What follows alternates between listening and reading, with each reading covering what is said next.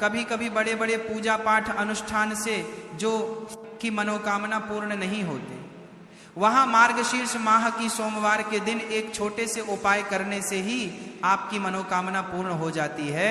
और बहुत सारे लोगों ने इस उपाय को किया भी है, पर उनको इस उपाय को करने का फल भी जरूर मिला है। अगर आप लोग भी पूछी जाए निप्रामण्य पर 4 की परमा इस उपाय को करना चाहते हैं तो आप इस उपाय को पहले अच्छे से समझ लेना, सुन लेना, उसके बाद करना, आपको इस उपाय का फल जरूर मिलेगा। और इस उपाय को कर लेने से आपके घर में चाहे किसी भी प्रकार की दुख और समस्या क्यों ना चल रही हो, आपको उसका कारण भी नहीं पता है कि भाई ये समस्या किस कारण से चल रही है।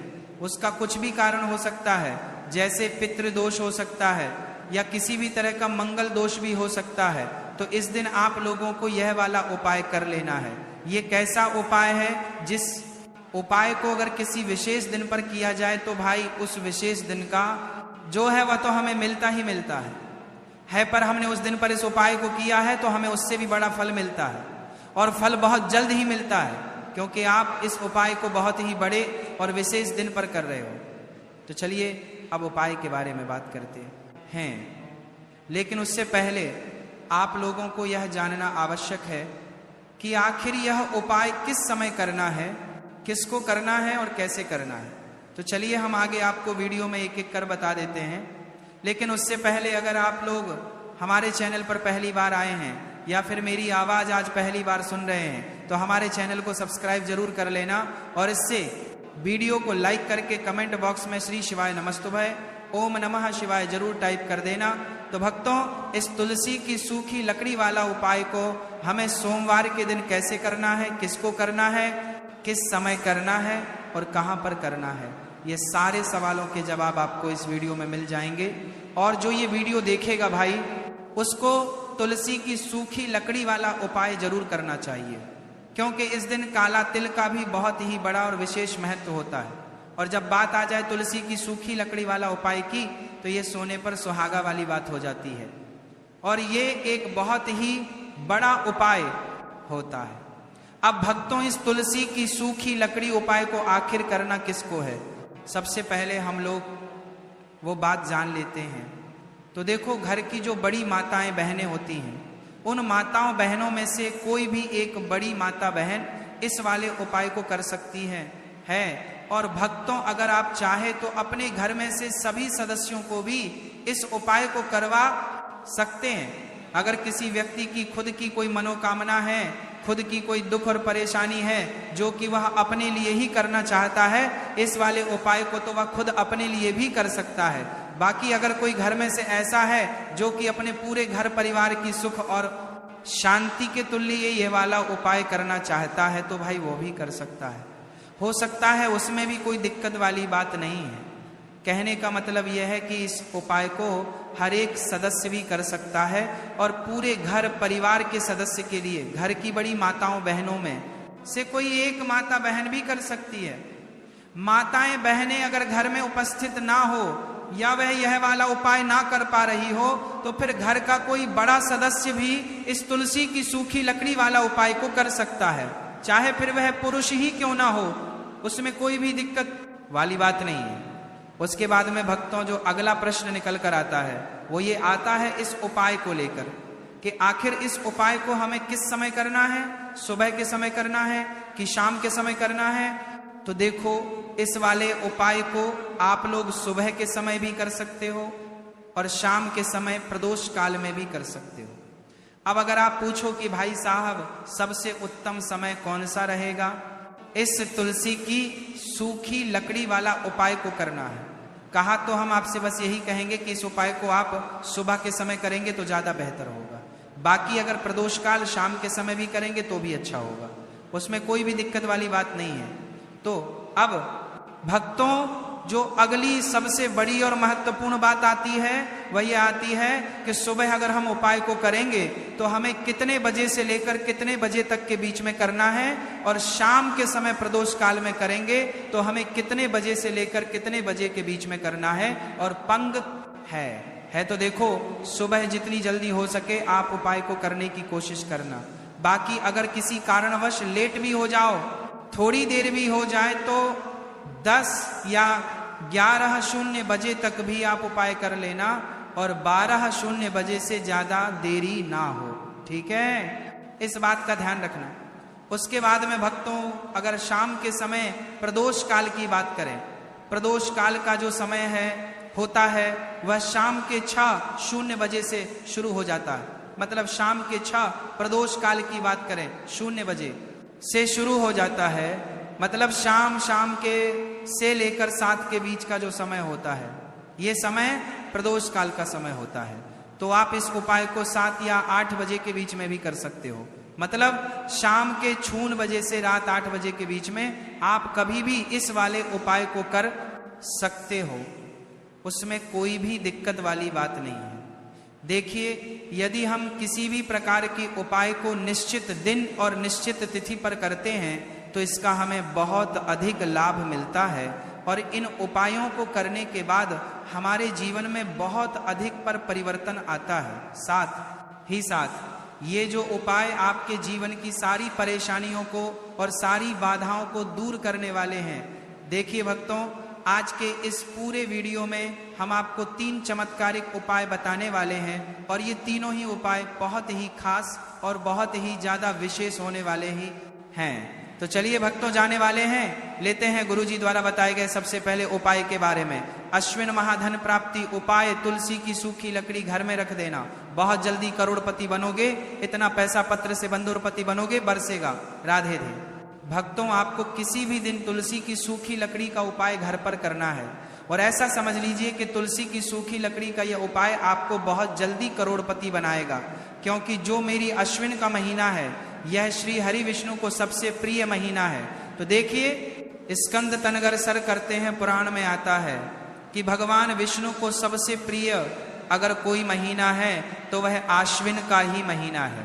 और आश्विन के महीने में तुलसी के उपाय रातों रात आपके भाग्य को चमकाते हैं। ऐसे में आज की वीडियो में हम आपको तुलसी के ऐसे उपाय बताने जा रहे हैं जो रातों रात आपका भाग्य चमकाएंगे और बहुत जल्दी आपको महाधानी बनाएंगे।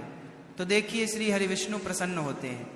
जब भी आप माँ तुलसी से जुड़ा हुआ कोई भी उपाय करते हैं, माँ लक्ष्मी प्रसन्न होती है जब आप श्री हरि विष्णु को प्रसन्न करते हैं। अब आज की वीडियो में जो उपाय हम आपको बताने जा रहे हैं, इस उपाय को करने से श्री हरि विष्णु तुरंत प्रसन्न होते हैं और सीधे सीधे आप माँ लक्ष्मी को प्रसन्न कर लेते हैं। आपके जीवन में आप खुद अपने सौभाग्य को प्रसन्न कर लेते हैं। इसकी तरफ करने के भी आपके जीवन में आप खुद अपने सौभाग्य को प्रसन्न कर लेते हैं, प्राप्त कर लेते हैं इस छोटे से उपाय को करके। तो देखिए, सबसे पहले बात कर लेते हैं कि जो मान तुलसी है, इनके बिना श्री हरि विष्णु का पूजन और श्री हरि विष्णु का भोग दोनों ही अधूरे हैं। जब भी हम श्री हरि विष्णु को भोग कराते हैं, उनको भोग लगाते हैं, उसमें हम तुलसी दल जरूर डालते हैं। एक पत्ता डालेंगे लेकिन तुलसी दल जरूर डालते हैं, क्योंकि बिना तुलसी दल के श्री हरि विष्णु कोई भी भोग स्वीकार नहीं करते हैं। और आश्विन के महीने में तुलसी का पूजन करने से व्यक्ति को सौभाग्य की प्राप्ति होती है, उसके घर में कभी निर्धनता नहीं आती है।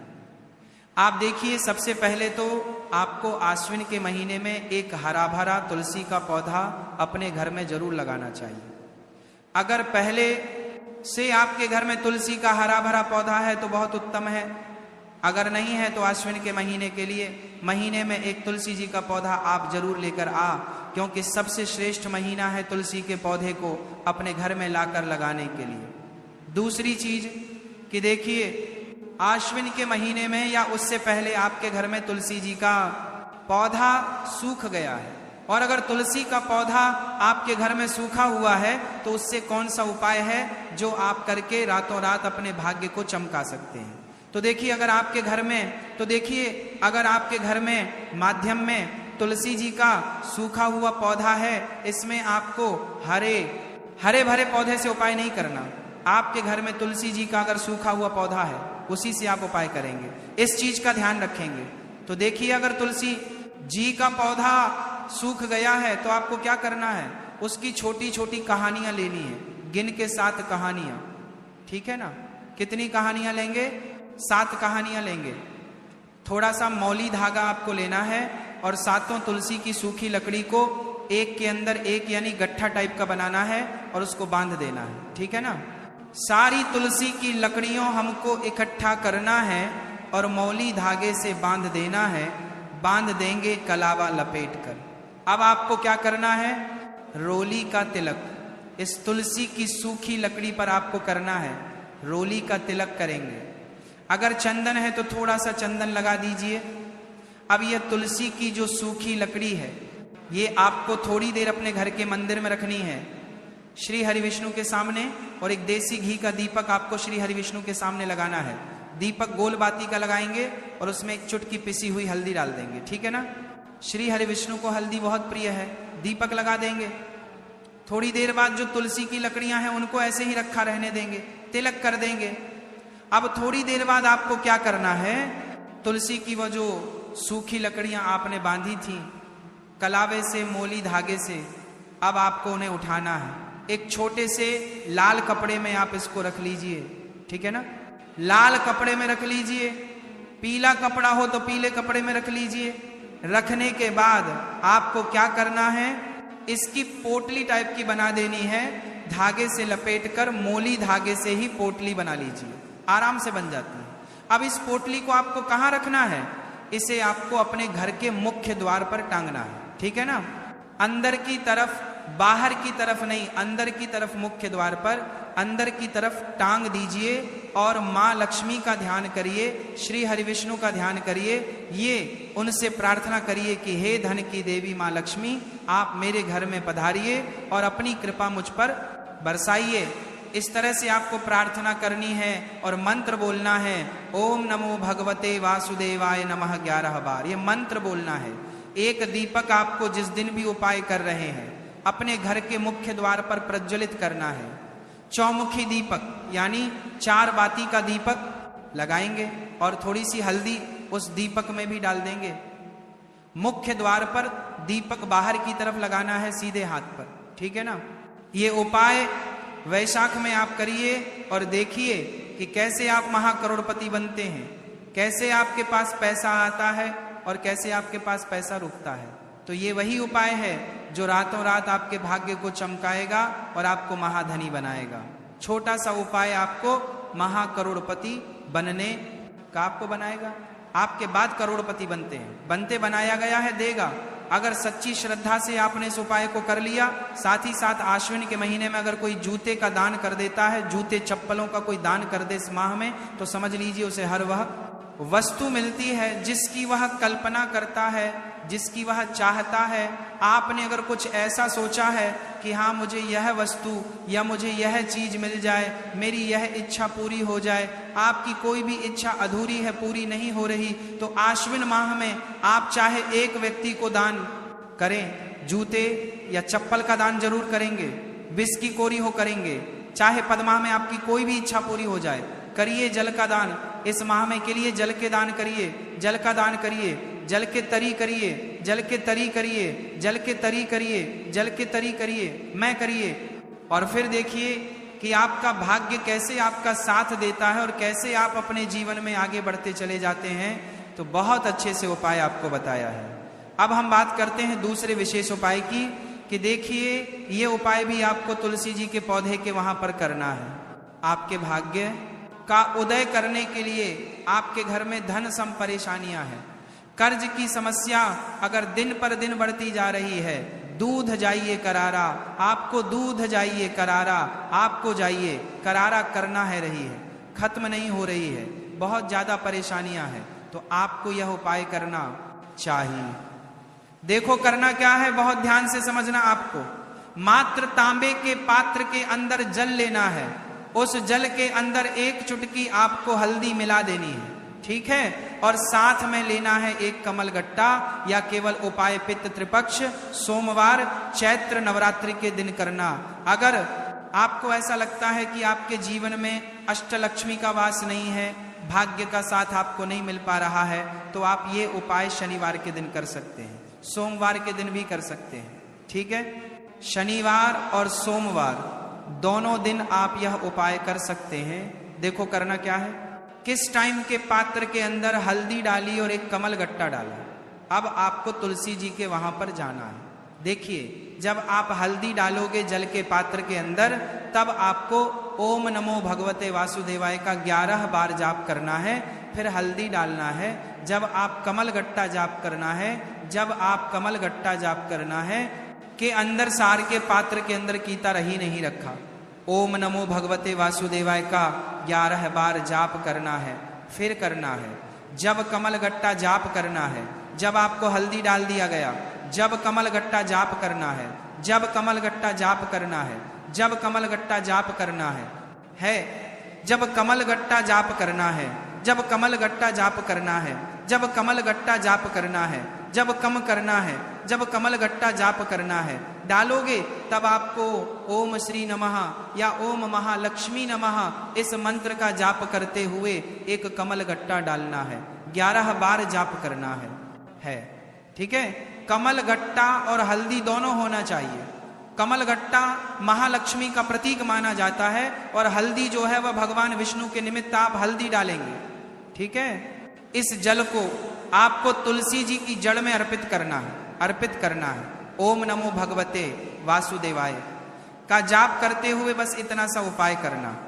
धन संबंधित को कोई भी परेशानियां हैं वह सब दूर हो, ऐसी आपको प्रार्थना करनी है। कर्ज से जुड़ी कोई परेशानी हो तो ऐसी प्रार्थना करनी है कि ये दूर हो जाए। ऐसी कामना करते हुए ये दूसरा प्यारा सा उपाय आपको करना है। तो देखो, ये हो गया दूसरा उपाय जो कि आप सुबह से लेकर के शाम तक कर सकते हैं। सोमवार यादव शनिवार के दिन सिर्फ एक बार करना है। अब जो कमल गट्टे को आपको वहीं पर तुलसी जी के वहां पर रखे रहने देना है, आपको उठाना नहीं है। वो कमल गट्टा चाहे तो आप तुलसी जी के वहीं पर गांठ दें, ठीक है, तो भी चलेगा। तो इस प्रकार से आपको यह सुंदर सा उपाय करना है। अब हम बात करते हैं तीसरे उपाय की। ध्यान ना रखना, ये जो दूसरा उपाय है ये आपको आपके घर में ही करना है, बाहर कहीं पर भी मत करके आना। ठीक है। घर में अगर तुलसी जी हो तो ही आप ये उपाय कर सकते हैं। अब आपको क्या करना है, भगवान शिव के मंदिर में जाएंगे।